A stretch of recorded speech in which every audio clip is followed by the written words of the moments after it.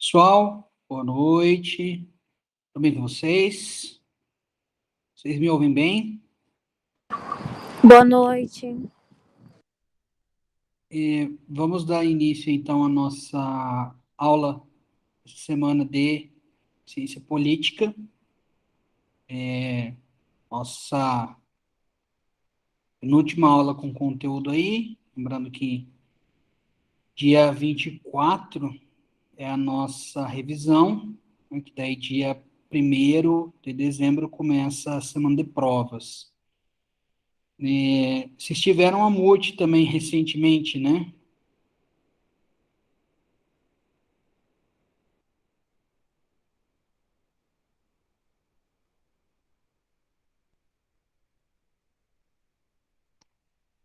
Bom, na nossa aula passada, nós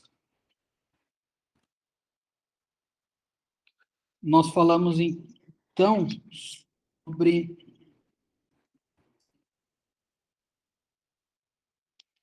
sobre as ditaduras, né?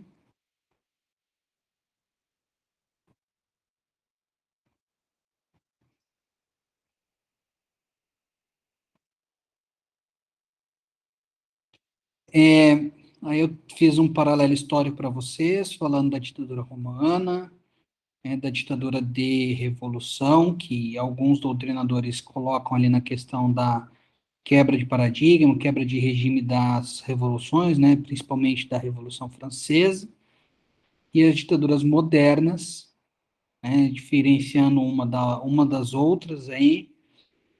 Quando nós falamos das ditaduras modernas também, eu coloquei para vocês aí uma distinção que se faz também da constitucional e da inconstitucional, né, que a constitucional seria temporária, que seriam os chamados estados de sítio, estados de defesa, que inclusive está na Constituição de 88, tem esses institutos, são para momentos de crise, de grande calamidade ou de guerra, então, e tem um prazo, perdura, né?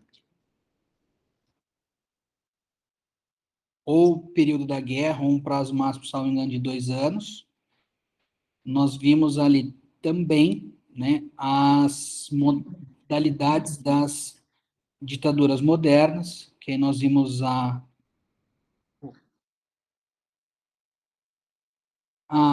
o autoritarismo e o totalitarismo, que aí nós fizemos uma distinção de cada uma analisando algumas características, né, a ideologia existente, a existência ou não de uma polícia secreta, a utilização do terror,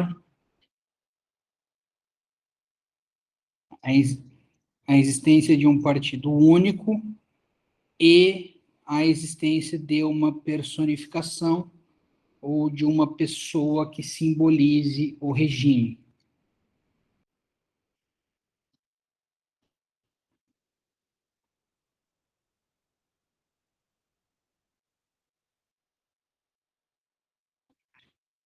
Nós vimos aí que o totalitarismo possui todas essas características, já o autoritarismo não. Então, pessoal, nas últimas aulas, né, podemos colocar aí as últimas 3 aulas, nós fizemos uma análise dos modelos, né, de sistemas, vamos colocar assim, existentes na atualidade. Nós vimos aí, então, o regime democrático e o regime tido aí como seu revés, né, o seu regime antidemocrático ou a ditadura, né, que são aí os existentes, tá? Ditaduras talvez aí hoje a gente possa falar, né, não sei se a gente pode falar da existência 100%, seja de um totalitarismo, de um autoritarismo, mas talvez a gente possa falar lá da Coreia do Norte, da China, de Cuba, né? talvez aí seriam exemplos que ainda perduram. E nós temos aí os exemplos, né, no decorrer da história, né, ou seja, o regime militar não só do Brasil, mas dos países vizinhos, ou aí a União Soviética de Stalin, a Alemanha de Hitler, né, que seriam exemplos históricos, ou de autoritarismo ou de totalitarismo. Por sua vez, né, a democracia é o que existe aí nos principais países na atualidade, né, nos Estados Unidos, Brasil, maior parte da Europa, né, podendo ser dividido na questão do parlamentarismo, ou do presidencialismo, da monarquia ou da república, mas sempre tendo aí a oitiva da população, né, do poder emanando do povo.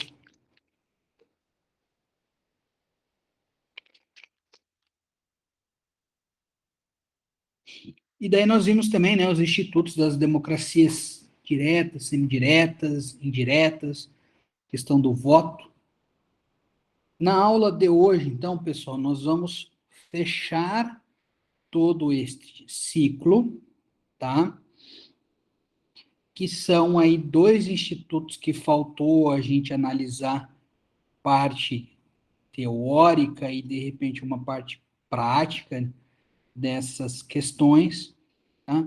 Que é a teoria dos partidos políticos, né, que nós já falamos algumas vezes, quando nós analisamos lá o presidencialismo, o parlamentarismo, né, quando nós vimos aí democracia, ditadura, foi feita uma pincelada, mas aí hoje nós vamos analisar de uma forma mais concreta a teoria por trás dos partidos políticos e, tá, os chamados sistemas eleitorais, tá? São dois, nós vamos analisar os dois, nós vamos ver os seus prós, os seus contras, tá? E, de repente, como resolvê-los, se é que há essa possibilidade de ser resolvido, tá? Então, adentrando principalmente aí, né, primeiramente, aliás, desculpa, dentro da teoria dos partidos políticos, nós vamos ter aí, então, uma subdivisão, né, uma subdivisão em três modalidades, em três estilos, em três regimes de partidos políticos. O chamado partido único, o chamado bipartidarismo e o chamado multipartidarismo. Então, nós vamos ter aí o partido único, que é um partido só, como o próprio nome diz, né, apesar de parte da doutrina questionar esse termo, né, partido único, porque se você parte da raiz das palavras, né, é um contrassenso, é um paradoxo. Como é que pode ser um partido, né, então, parte de algo e ser único? Então, teria aí um problema, um paradoxo entre esses dois termos. O bipartidarismo, que seriam dois partidos, e o multipartidarismo, uma existência de vários partidos. O professor, o senhor falou que no bipartidarismo são dois partidos. Então, o senhor quer dizer que não existe mais do que dois. Não existe, pessoal, mais do que dois partidos dominantes, tá? Partidos, vamos colocar aí, grandes, partidos hegemônicos, né? Podemos pegar o exemplo da Inglaterra, que nós vamos falar lá do partido, não sei se é exatamente esse o nome, tá? Mas nós vamos ter o Partido Conservador e o Partido dos Trabalhadores, tá? Que são os partidos, perdão, o Partido Conservador, Partido dos Trabalhadores, que são os partidos mais hegemônicos. Porém, teve momentos, tá, de um terceiro partido, do Partido Liberal, também ter ali seus membros dentro do parlamento. Então, aí nesse momento houve um tripartidarismo, né? Ou 3 partidos, ou o multipartidarismo. Nós vamos entender que o multipartidarismo ele parte do pressuposto de 3 ou mais partidos.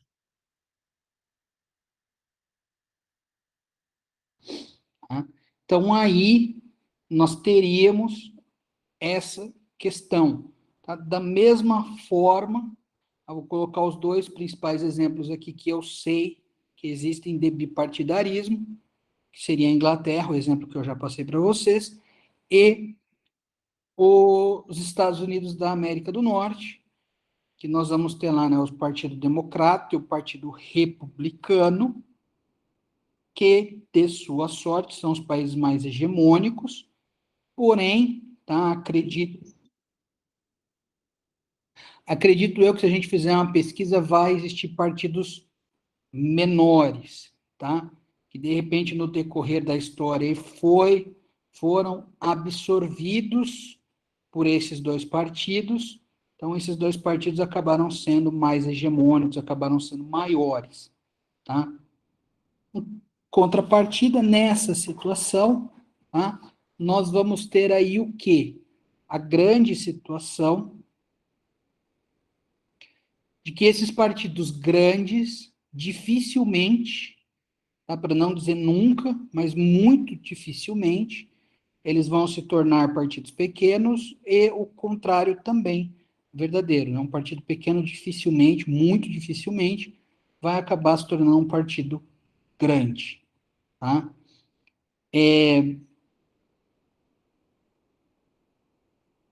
Vocês podem verificar, tá? Na Inglaterra, eu coloquei o exemplo para vocês aí, que os partidos, então, eles possuem mais ou menos uma ideologia, mais ou menos um agrupamento, né, de conservadores e de trabalhadores. Então, ali eles já têm mais ou menos uma ideologia. Já nos Estados Unidos, tá, apesar de existir lá o Partido Republicano, o Partido Democrata, né, alguns podem dizer que o Partido Republicano é mais de direita, o Partido Democrata é mais de esquerda, tá? Porém, nos Estados Unidos, o maior detalhe não vai ser aí por ideologias, mas sim por reconhecimento das pessoas em questão, né? Ou eu voto, igual teve, acho que foi o ano passado, ou eu voto no Trump, ou eu voto no Biden. Diferente da Inglaterra lá, que ou eu voto no partido A ou no partido B. Ah, então, essas questões, inclusive, que o Paulo Bonavide nos traz como principais diferenças, tá, entre esses 2 sistemas bipartidaristas. Lembrando que, né, eles se respeitam, apesar de vez em quando ter alguns ataques, algumas brigas, alguns atritos, porém eles se respeitam, tá? Eles existem ali, entre aspas, harmonia, para que exista essa questão democrática, né, de você ter mais de um, então já existiria ali uma questão da democracia em si, tá? E tendo as diferenças que eu falei para vocês aí, mas sempre respeitando a existência do contrário, né, da oposição, tanto que no sistema inglês, tá, salvo engano, existe um cargo específico para líder da oposição, inclusive a rainha lá, né, que seria nós vimos lá o chefe de Estado, chefe de governo, primeiro-ministro. Então, por sua vez, nós vamos ter aí o multipartidarismo, tá? Que aí é a situação que nós temos no Brasil, situação na qual nós temos a existência de vários partidos. No Brasil, nós temos uma situação aí entre 30 e 40 partidos ativos, agora em 2021. Então, vejam aí que é um número muito grande de partidos. Tá? Aqui nós vamos ter um problema, na minha visão, tá? Que nós não vamos conseguir ter uma ideologia para cada partido, né? Nós vamos ter vários partidos com ideologias semelhantes, que se misturam, ou até mesmo, às vezes, acaba nem tendo uma ideologia própria. Né? No Brasil, a gente pode ver aí, nós temos partidos que, inclusive, são de determinada concepção, né, de defesa de direito de minoria, da minoria A, B, C, tá? Não vou nominar certinho, porque eu posso me equivocar aqui, não contemplar todas, tá? Qual é a grande vantagem da existência de vários partidos? A principal delas é que você acaba tendo uma minoria ouvida mais do que no bipartidarismo, né? Uma minoria da questão das pessoas que votam, né? E também das minorias aí tidas pelo direito, que pode ser mulheres, negros, deficiente, idoso, etc. Tá? No bipartidarismo, você vai ter uma situação aonde, né, você não vai ter tanto acesso assim, até porque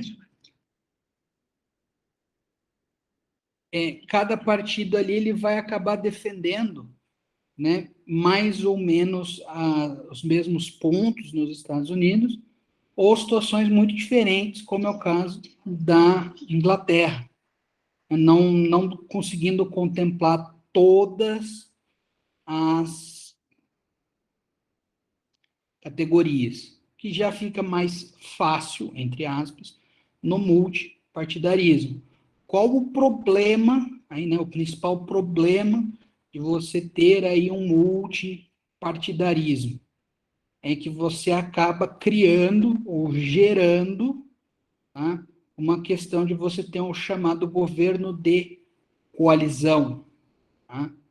Ou o parlamento ele é majoritariamente contrário ao chefe de governo, chefe do executivo, e as propostas para governabilidade não vão para frente, ou você acaba tendo um problema que para você fazer essas situações andar, você tem que aí nomear cargos de primeiro, segundo escalão, ou até mesmo aí utilizar dinheiro do orçamento. Curiosamente, inclusive, foi o que aconteceu no Brasil essa semana, que para ser aprovada lá a PEC dos precatórios na Câmara dos Deputados, né, teve lá a questão das emendas do relator, que era para sair um dinheiro ali, você não precisa explicar o porquê, para que você está usando aquele dinheiro. Porém, né, o STF disse que não pode, porque viola a Constituição, então suspendeu a utilização dessas emendas. Tá? Primeira vez que o Supremo faz isso, porém, da mesma forma, conseguiu aí a aprovação da PEC nos 2 turnos. Tá? Não sei se vocês viram ou não em direito constitucional, ou vão ver, porém, aí uma PEC, né, uma proposta de emenda constitucional, ela precisa ser eleita em 2 turnos, em cada uma das casas, então na Câmara e no Senado, tendo um quórum mínimo de 3/5 dos membros de cada casa. Então, nessas 2 votações na Câmara, precisava-se de 308, a primeira, salvo engano, foi 312, a segunda foi 323, se eu não me engano. Agora, indo para o Senado, também 2 votações no Senado, Em 3/5 aí dá mais ou menos 54 senadores. Lembrando que a Câmara tem 513 deputados e o Senado são 81 senadores. Bom, parênteses aí só, né? Coincidentemente, acabou tendo esse ponto para a gente falar na nossa aula, né? Que aí alguns dizem, né, que é para azeitar aí a probabilidade de ser votadas coisas para ajudar o governo, né? Quando você tem uma oposição muito grande no Congresso, no Parlamento, né? Da mesma forma, se você tem uma maioria contigo, acaba sendo mais fácil de você governar, só que você acaba também dominando tudo ali, né? Você acaba não tendo uma oposição, acaba não tendo essa discussão, essa dualidade, essa efetiva democracia. Você acaba tendo quando você tem oposição feroz, né? Como acaba sendo mais fácil no bipartidarismo. E o partido único, tá?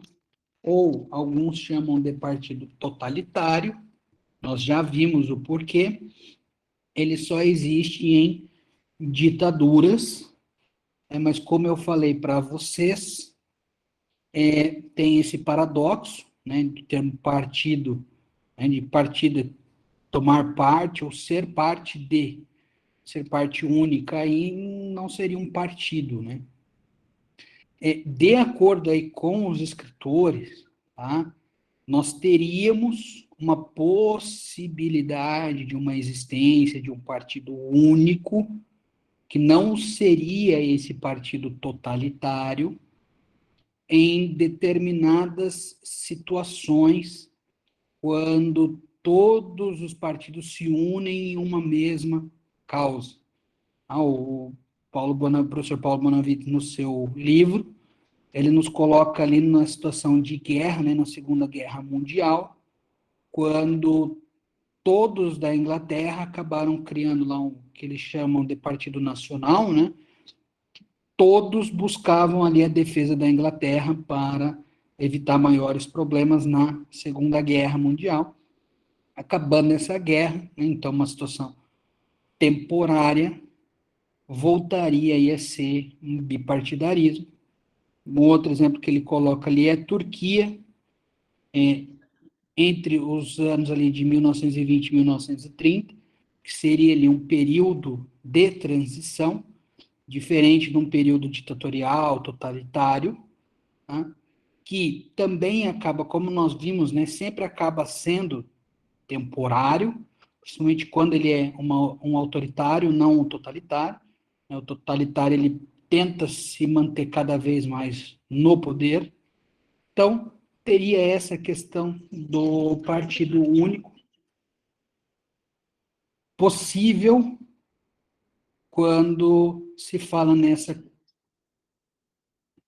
questão aí de proteger uma determinada situação crítica. Agora, há várias críticas, né? Porque quando você tem um partido único, se esse partido único quiser se eternizar no poder, ele vai poder fazer isso, seja para o bem da nação naquele primeiro momento ou não. Então, de qualquer forma, ele é um risco, né, principalmente à democracia. Como eu já falei para vocês aí, no Brasil, nós tivemos aí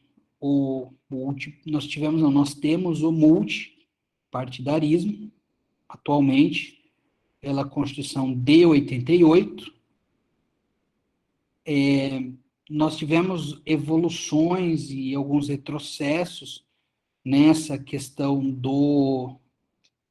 da situação partidária no Brasil, né? Nós tivemos um primeiro documento, aí, o Código Eleitoral de 32, que que trazia algumas situações sobre partidos políticos, porém, aí, no decorrer, né, da história do Brasil, houve várias alterações, vários códigos eleitorais, várias constituições que traziam muito, nada ou muito pouco, né, a Constituição que, de repente, mais traz situações aí sobre os partidos seria a de 88 mesmo, lembrando aí que no período ditatorial, né, no regime militar, nós teríamos uma modificação ali para existir, em tese, primeiramente existindo dois partidos, depois foi se abrindo, a partir da década de 80, como eu falei para vocês na aula passada, nós teríamos aí a existência de outros partidos. Essa questão do multipartidarismo, tá? E cada vez mais aumenta o seu número de partidos no Brasil, com base no que está lá no artigo 1º da Constituição, não vou lembrar o inciso, que fala do pluralismo. Tá?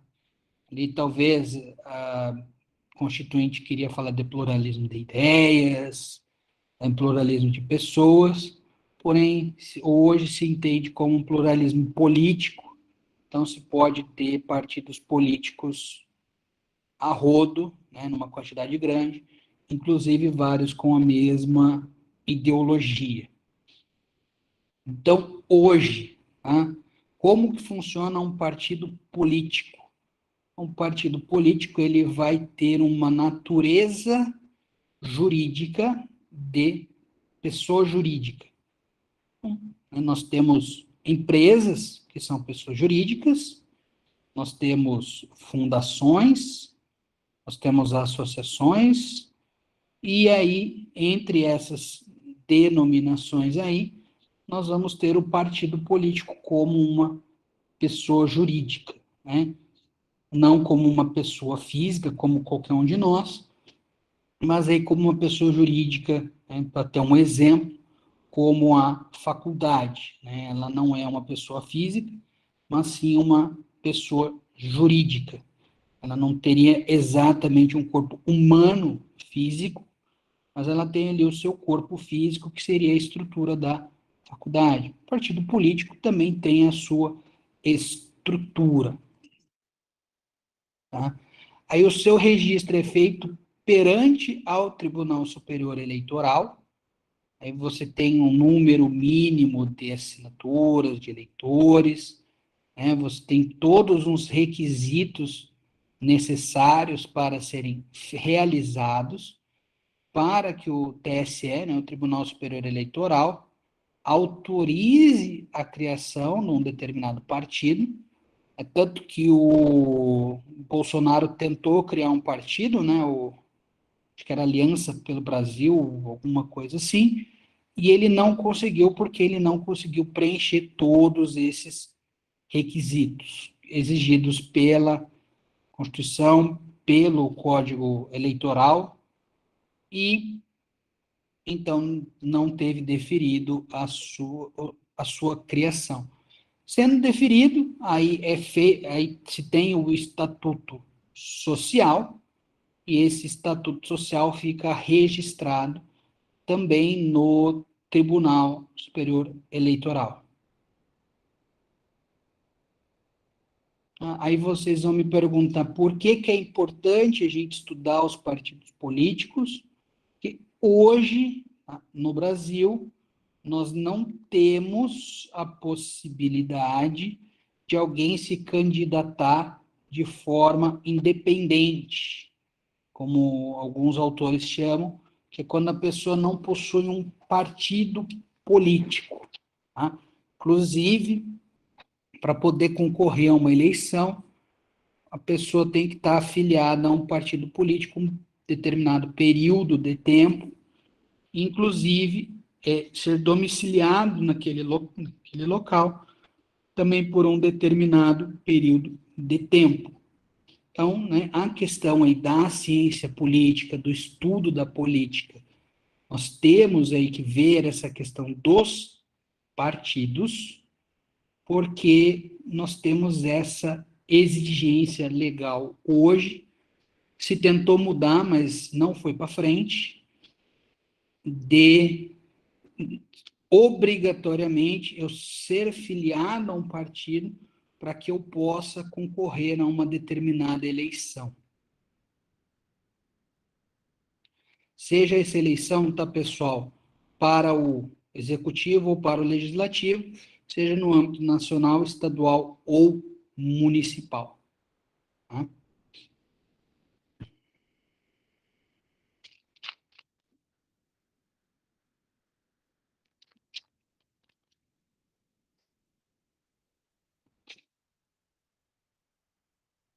Bom, aí então esse foi o nosso primeiro tópico da aula de hoje, tá? Os partidos políticos. Nosso segundo tópico, então, ele decorre, tá, dos sistemas eleitorais. Sistemas eleitorais, então, são os mecanismos pelos quais, né, os sistemas pelos quais a gente acompanha uma eleição. Então, né, nós temos dois sistemas de acompanhamento de apuração dos votos. O sistema majoritário e o sistema proporcional. Então, aí o nosso sistema majoritário, ele vai ser dividido em sistema majoritário de um único turno e sistema majoritário de 2 turnos. Tá? Como funciona o sistema majoritário? Como o próprio nome diz, majoritário, né? É aquele que possui o maior número de votos. Então, eu tenho ali um colégio eleitoral, né, uma determinada cidade, que possui 50 mil eleitores. Tá? 18 mil votam no candidato A, 15.500 votam no candidato B, e o restante vota no candidato C, que vai dar aí 16 mil e alguma coisa. Então, aquele que teve mais votos, né, 18 e 15 dá 33 e 500, 16 e 500 para o candidato C. Então, vejam aí que o candidato A, que teve 18 mil votos, ele foi eleito porque ele teve a maioria dos votos. Aqui seria num sistema majoritário de um único turno. Ah, professor, qual o principal problema dessa situação majoritário de um único turno? Vejam que eu tenho que ter maioria simples, ou seja, 50% mais um dos votos. Então, né, eu tive ali 18, 16 e 500 e 15 e 500. Logo, o que teve 18, ele teve 50%. Ele não teve, né? Ele teve mais votos do que os outros dois. Então, ele foi automaticamente eleito. Tá? Isso que é maioria simples. Tá? Qual o principal problema? Se nós somarmos os outros dois candidatos, né, vai dar um total aí de 32 mil eleitores, que, muito embora seja uma maioria, votou-se de forma dividida e acabou não elegendo o seu candidato. Então, né, eu me errei aí falando, me equivoquei falando para vocês aí de 50% mais um, né? Na verdade, ele tem que Se ele fosse 50% mais um, nenhum deles aí seria eleito, né? Porque teria que ter mais de 25 mil votos. Na verdade, nesse majoritário de primeiro turno, que a maioria é simples, eu tenho que ter um voto a mais do que os outros para que eu seja eleito. Então, é a maioria simples. Tá? Que é a situação que acontece no Brasil quando nós pegamos colégios eleitorais, né, municípios, salvo engano, com menos de 200 mil habitantes. Habitantes não, eleitores. Né? Então, porque aqui, lembrando, né, quem é obrigado a votar são maiores de 18 até 70 anos. Então, nós pegamos aí aqueles que estão inscritos na Justiça Eleitoral, podendo ter os maiores, os maiores de 16, menores de 18, os maiores de 70, que são os votos facultativos. Eles podem estar inscritos, daí vão ser contabilizados como eleitores também. Se não tiverem mais inscritos, não são contabilizados como eleitores. Aí, tendo mais de 200 mil eleitores, nós vamos ter 2 turnos. Tá? Professor, qual a diferença? Bom, então vamos lá. Em uma eleição de 2 turnos, uma majoritária de 2 turnos, nós temos que ter, para ser eleito em primeiro turno, maioria absoluta, ou seja, eu tenho que ter 50% mais um dos votos válidos.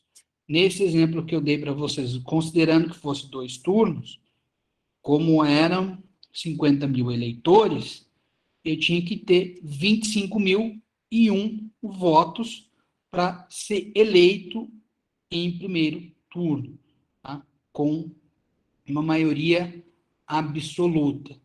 Bom, professor, e se eu não tiver os 25 mil votos em um? Né, tiver os 18, os 15.500, os 16.500. Então, nós vamos pegar aqueles dois que tiveram o maior número de votos e eles vão para o segundo turno, momento no qual aí vai ser disputa entre os dois por maioria simples. Tá? A última eleição que nós tivemos para os municípios, tá? Vamos pegar um exemplo de Maringá, o atual prefeito, né, ele foi reeleito, salvo engano, com mais de 60% dos votos. Então, ele foi eleito em primeiro turno porque ele teve maioria absoluta. Tá? Salvo engano, na última eleição para o governo do estado, o atual governador também foi eleito com maioria absoluta em primeiro turno. Tá? Bom, professor, o senhor está falando aí em eleições majoritárias, quais são os cargos, então, que no Brasil nós temos eleições majoritárias? Nós temos para prefeitos, governadores, presidente e para senadores. Tá? Todos para mandato de 4 anos, exceto para Senado, que são 8, só que eles são alternados. Então, a cada 4 anos, renova-se ou cadeira ou 2. Tá? Aí, sendo por, salvo engano, o Senado, tá? É por voto, é por um único turno. Agora, os do executivo podem ter 2 turnos. Isso no Brasil, tá? Se nós formos pegar nos Estados Unidos, que é bipartidário, você vai acabar tendo um turno só.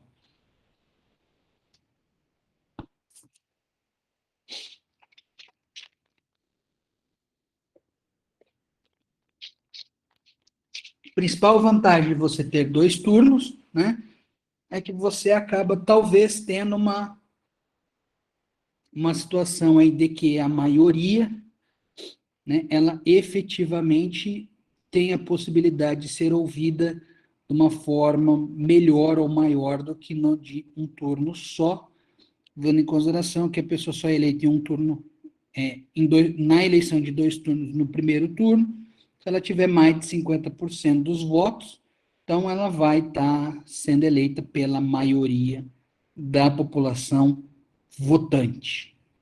Tá? Então, aí acredito que o voto não, perdão, o sistema eleitoral majoritário não seja tão complexo. Né? Porém, né, você acaba tendo aí uma situação na qual sempre acaba se tendo o anseio da maioria e nem sempre se tendo o anseio de minorias ou de determinados grupos de ideologias distintas. Tá? Fazendo um paralelo aqui, normalmente o sistema eleitoral de um turno só, ele ocorre em países bipartidários e o de 2 turnos normalmente em multipartidários. Né? Você tendo aí um partido só, né, vai ser uma eleição também por maioria, bom, apesar que nem precisa ter maioria, né, porque só vai ter um para votar, para ser eleito, então vai ser uma eleição mais para ratificar o governante do que qualquer outra situação distinta quanto a isso. Tá?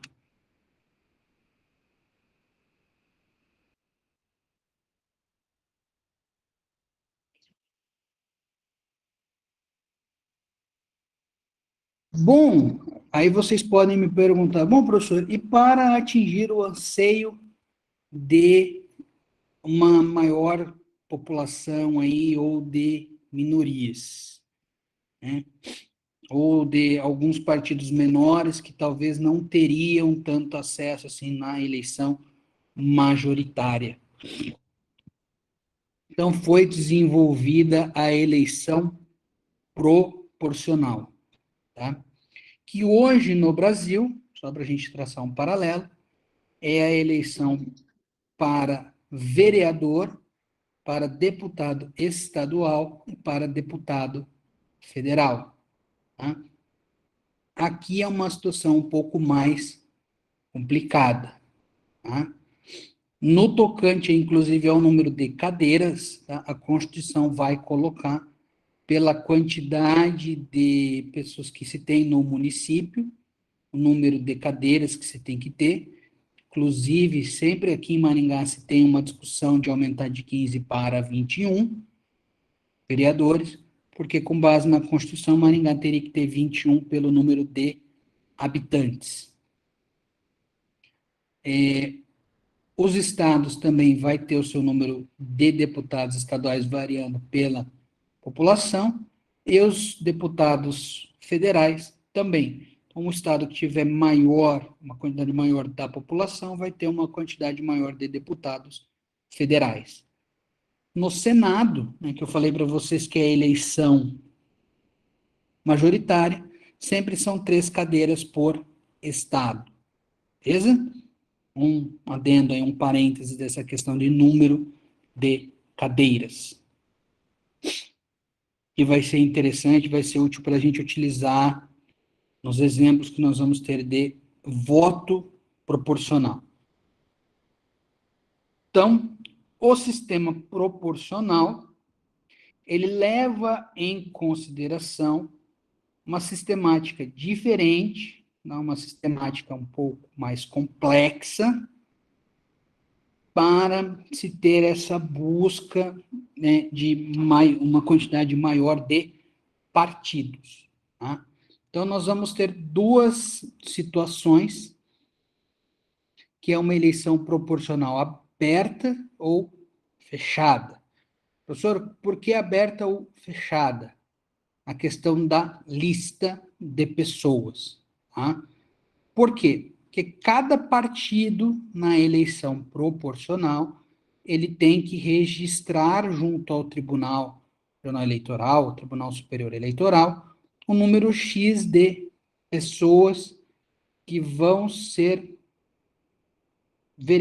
candidatos de modo proporcional por aquele partido. Tá? Mesma forma do majoritário, mas majoritário é apenas uma pessoa por partido. Aqui, então, quando se fala em voto aberto, eu posso votar diretamente na pessoa e no fechado eu acabo votando mais na legenda ou no partido. Ah, professor, por que o senhor está falando isso? Porque é o seguinte, então nós vamos ter na eleição proporcional uma situação de que nós vamos ter que descobrir primeiro o meu coeficiente eleitoral. Tá? Então vamos lá. Aqui é uma questão matemática que eu vou pegar o número de votos válidos e vou dividir pelo número de cadeiras. Então, vamos levar em consideração um exemplo para Maringá, tá? De que eu tive de votos válidos, 150 mil, e eu tenho 15 cadeiras. Então, o meu coeficiente eleitoral é de 10 mil votos. Para que serve o coeficiente eleitoral? Para cada vez que o partido A, B, C, D, E, F, G, H atinge esse número mínimo de votos, ou seja, 10 mil votos, ele vai ter direito a uma cadeira. Então, pegando aí um partido que teve 36 mil votos, ele vai ter direito a 3 cadeiras e vai sobrar um valor, sobrar 6 mil votos. Qual o grande problema disso? Normalmente vai ter esse sobra de votos e vai ter sobra de cadeiras.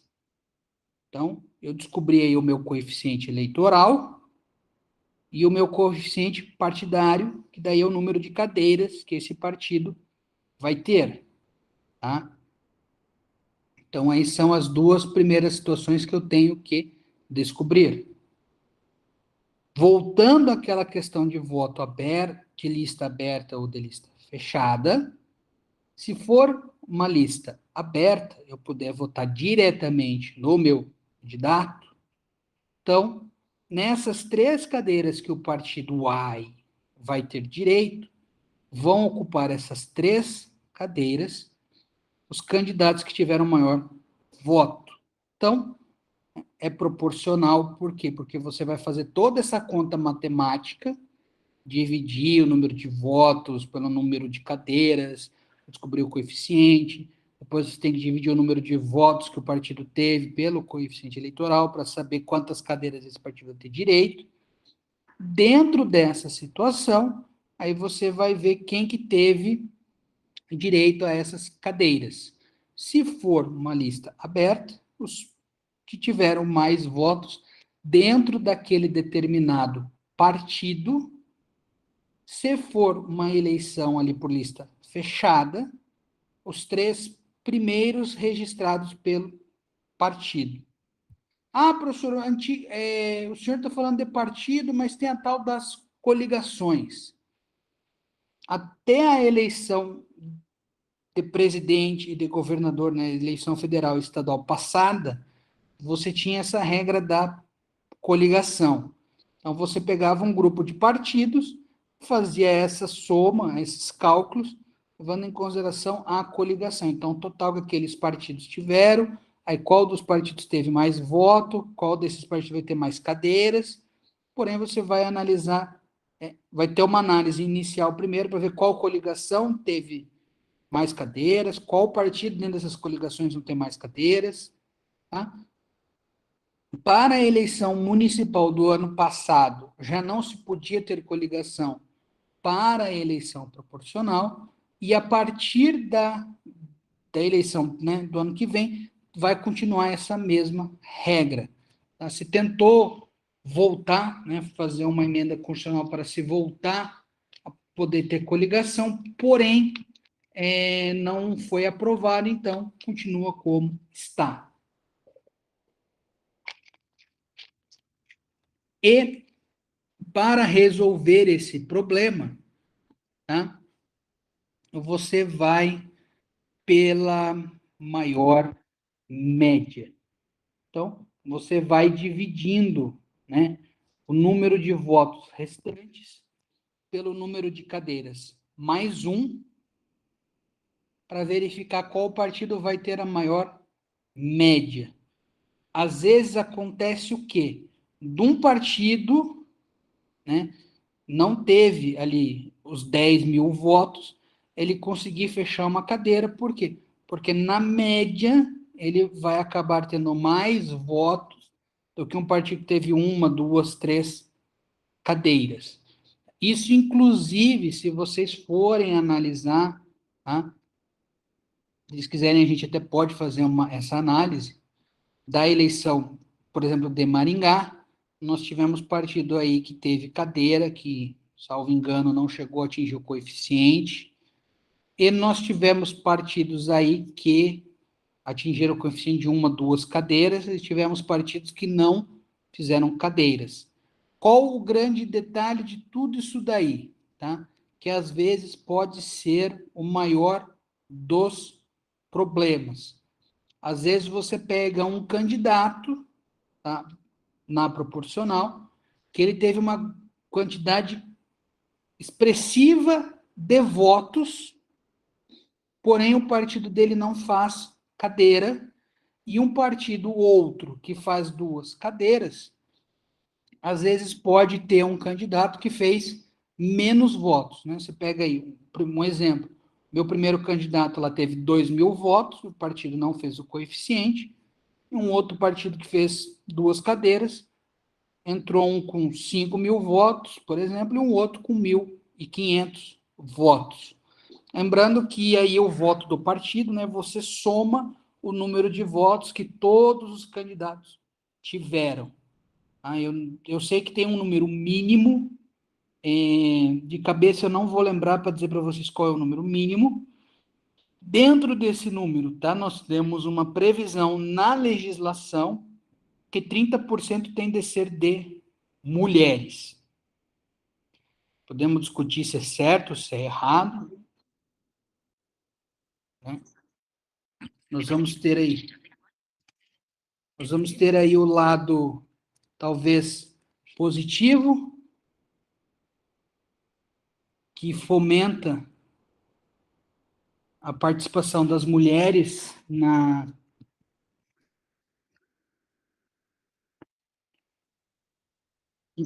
vida política, porém nós podemos ter um lado negativo também, que acaba forçando aí você ter mulheres sem expressão, acabam tendo poucos votos. Então, não estou criticando as mulheres, não estou dizendo que elas não têm esse direito, tá?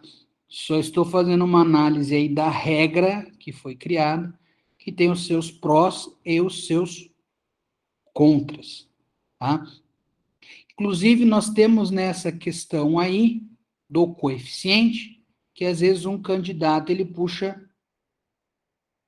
consegue fazer, por exemplo, 20 mil votos, ele sozinho conseguiria a cadeira dele e de mais uma pessoa.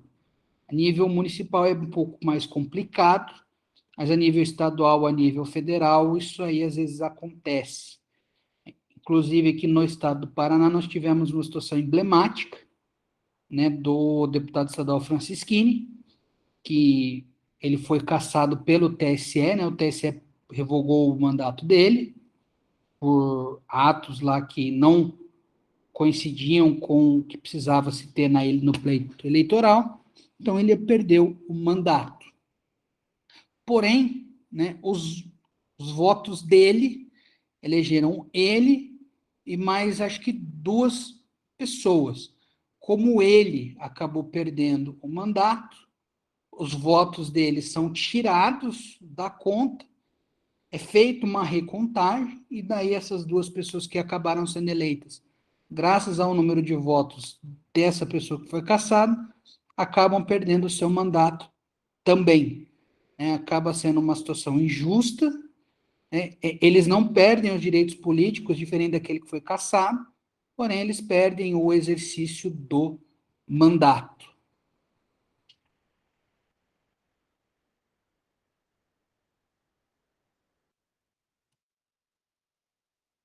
Bom, pessoal, aí então, tá? É o que eu queria trazer para vocês para a aula de hoje, sobre partidos políticos, sobre sistemas eleitorais. Tá? Na nossa próxima aula, então, que vai ser a última, eu queria ver com você se nós poderíamos fazer um exercício diferente, tá? Uma forma diferente da aula. Tá? Nossa aula que vem vai ser a última. Nosso tema é ideologias. Tá? Nós falamos aí de poder ideológico, nós falamos das ideologias partidárias, das ideologias da ditadura, da democracia. E é interessante a gente analisar o que é ideologia, as várias ideologias, né, até mesmo a ideologia de gênero, que eu queria, que eu iria propor para vocês. Aí eu preciso, né, de um feedback de vocês, é da gente dividir a sala em grupos, tá? Para a aula que vem, nós fazermos debates sobre as ideologias, tá? A gente dividiria aí, de repente, são quantos alunos?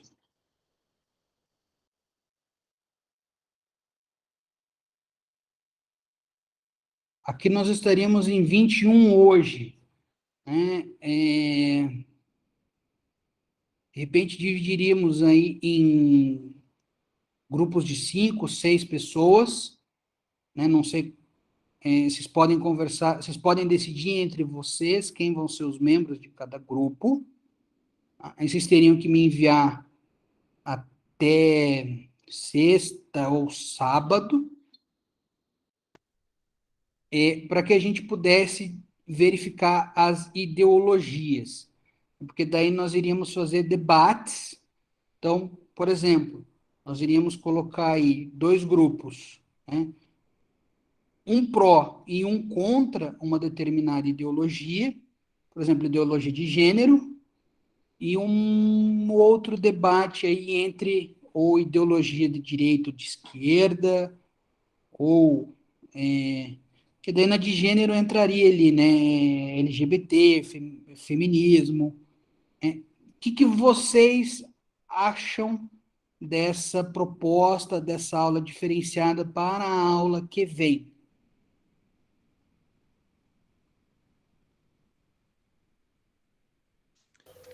Legal, professor. Por mim, acho que dá para fazer sim. Acho bacana, professor. Então, ó, eu vou deixar livre para vocês, tá? Para vocês montarem os grupos. Até quando vocês acham que vocês conseguem me mandar quem que vai fazer parte de cada grupo? Pode ser por e-mail daí.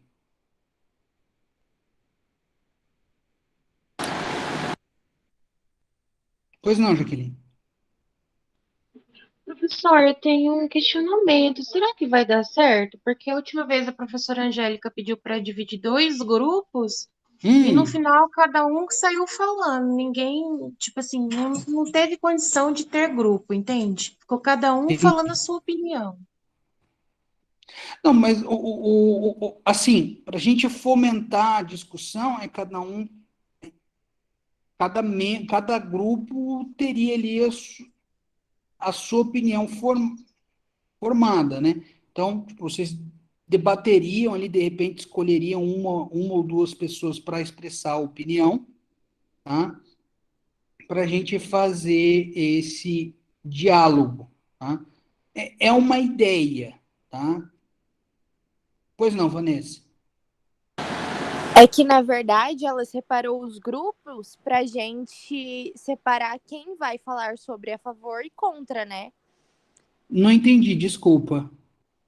é que a professora, na última aula, separou os grupos para que a gente, tipo, para saber quem ia falar a favor e quem ia ser contra.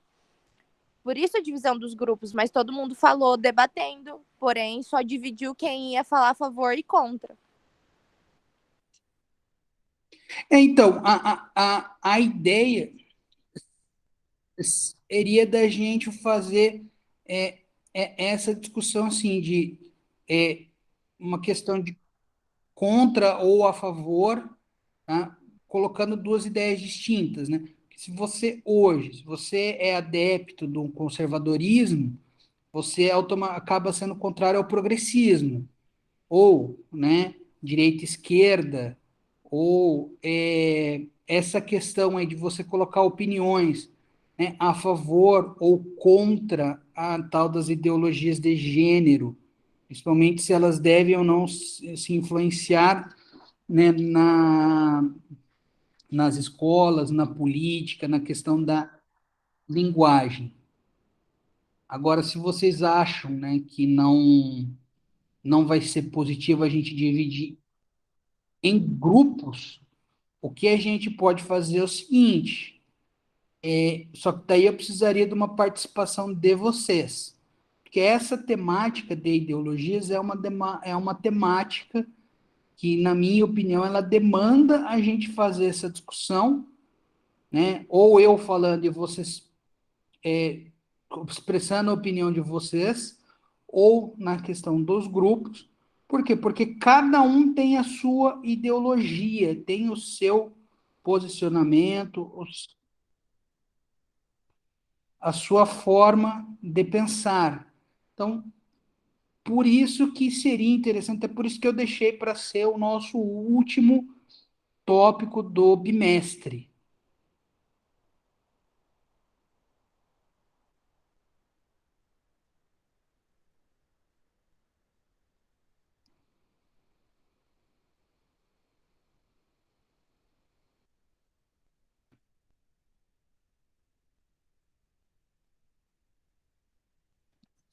Pois não, Andréia? Professor, eu acho assim, se você colocasse lá para a gente, por exemplo, nós vamos tratar de tais ideologias, e daí cada um fizesse uma pesquisa, tudo, e daí no dia da aula a gente fazia o debate, cada um com a sua opinião, cada um com a sua pesquisa. Eu acho que ficaria melhor. Beleza, pode ser, pode ser. Ou dupla, né, professor? Também eu acho que pode ser que dê certo. Que talvez grupo, o problema, talvez a gente, como tem bastante pessoa, não sabe, tipo, a maneira certa de se organizar. Talvez tenha dificuldade nisso. Aí a dupla, como é só duas pessoas, ou individual, né? Então, beleza, pessoal. Então, nós vamos fazer o seguinte: vocês vão se organizar aí ou de forma individual ou em duplas, tá? Se porventura tiver um número ímpar aí e precisar fazer um trio, também.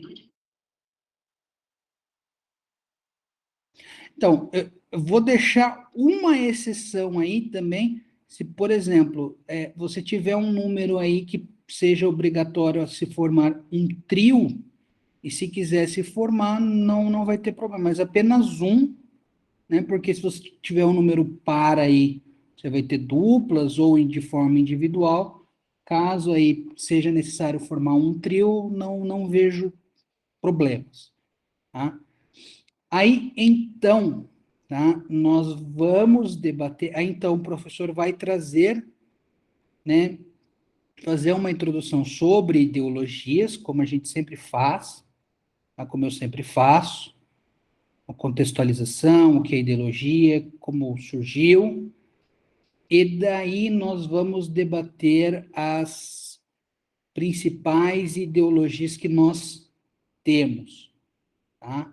Aí nós vamos ter, então, se vocês quiserem anotar, tá? Quais vão ser as nossas principais ideologias aí? Nós vamos ter direita e esquerda, né, que são os dois lados opostos, quiserem também a questão do centro, né? Nós temos direita, esquerda e centro. Na verdade, nós vamos ter extrema direita, extrema esquerda, centro-direita, centro-esquerda, mas os principais são estes três dentro da política clássica. Aí você vai ter o conservador, o liberal e o progressista, tá? E, se a gente conseguir, aí as ideologias mais contemporâneas, que são as ideologias de gênero, né, e a questão da ideologia LGBT, da ideologia feminista, ideologia racial. Então, deram 9.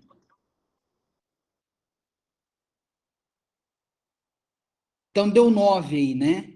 Direita, centro-esquerda, conservador, liberal e progressista, ideologia LGBT, feminista e racial. Essa racial, só que de repente, não sei se nós vamos, se vai ter alguma coisa sobre ela ou não, né? E daí a gente discutiria a questão do racismo, da ideologia, né, de questão de racismo estrutural, racismo inverso, etc. Tá, que também está bem em voga hoje. Professor, mas essas três últimas não fazem parte especificamente do espectro político. De uma forma direta, não, mas hoje, se nós formos pegar boa parte do discurso,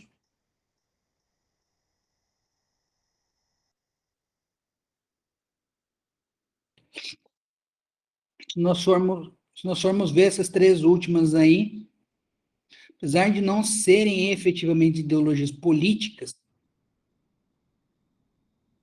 elas estão em voga, né? Porque hoje você tem a defesa desses interesses. Podemos fazer assim, então, pessoal? O que vocês acham? Por mim, professor. tranquilo. Beleza, então, pessoal. Aí, então, a gente pesquisa, a gente vai ter essa introdução e depois a gente faz os debates sobre esses temas. Bom, então, por hoje era isso. Uma boa noite a todos e a gente se vê na próxima aula. Boa noite a todos. Boa Boa noite. noite, Boa noite. professor. Professor. Boa noite, professor.